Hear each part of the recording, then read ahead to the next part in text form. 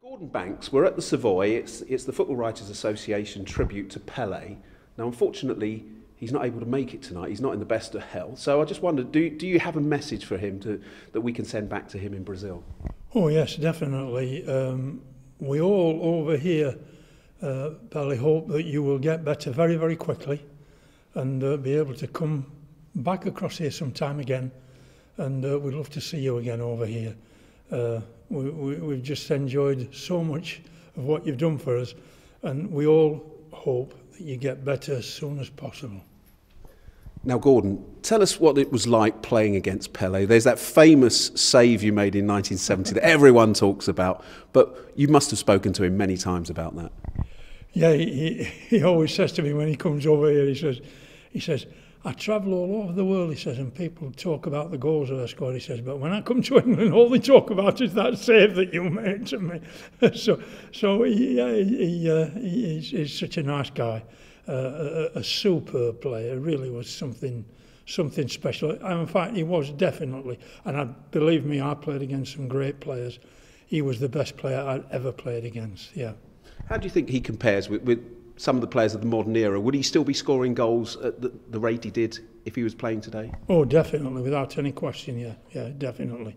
I mean, that ball today is much lighter, so he'd be curling it, bending it, doing all sorts with it. Believe me, he knew exactly what to do with that ball. Great player. And he sort of created things that we hadn't seen before. You know, he had great imagination, didn't he? Some of the things, he was the first one we saw trying to score from the halfway line. And the one against Uruguay where he dummied the keeper and went round him. You know, he was a great innovator, wasn't he? Oh, he was, yeah, great. He just seemed to know everything about the game. And as you said, brought in these new things within himself. He'd done himself. So it just shows you what skills and everything he'd got. And in terms of that save, is that something, again, that people always talk to you about? Is it the one thing that you'll probably be, even after winning the World Cup in '66, people will remember that just as much, won't they?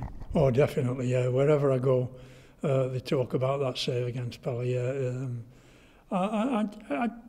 You know, it was a bit special to me because we played in a country that we weren't used to. I mean, when we played them that day, played them midday, it was 103 degrees, and the pitch was harder than this. Believe me, it was harder than this. And when I got over there, I'd noticed how hard the pitches were. And of course, when we had training sessions and started to have some shooting sessions, I noticed the ball when it was dropping in front of me, it was kicking up, not like here in England. You know, it stayed lower in England. So I started to do a little bit of it. Then I asked the manager, well, I told the boss, Alf, that I'd like to stop back a bit and do some extra shooting to get used to it. And I did get used to it kicking up in front of me.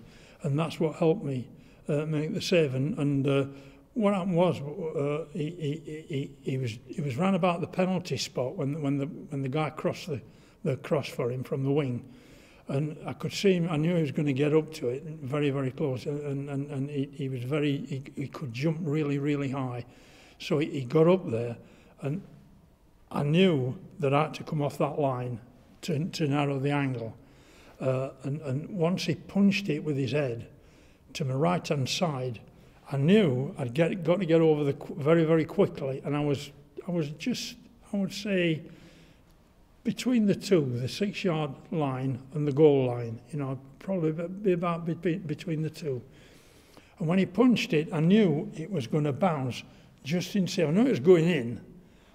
And as I started to dive over, I'd got to anticipate how high it was going to come up from the hard surface, which as I reached across, I got it right, and it hit the top of my hand, and it went in that direction. And I honestly thought it was a goal. And as it hit the floor, I saw the ball bounce behind the goal. And I thought to myself, Banksy, you lucky twat. What was it Bobby Moore said at that time? Didn't Bobby come out with some quip as well? Well, I say that I say that to me after dinners, or I used to. I don't do them now. Just question answers. But I used to say he walked over to me and I was laid down on the floor and he patted me on the back and he said, "Banksy, try and get a hold of them for Christ's sake. No silly corners."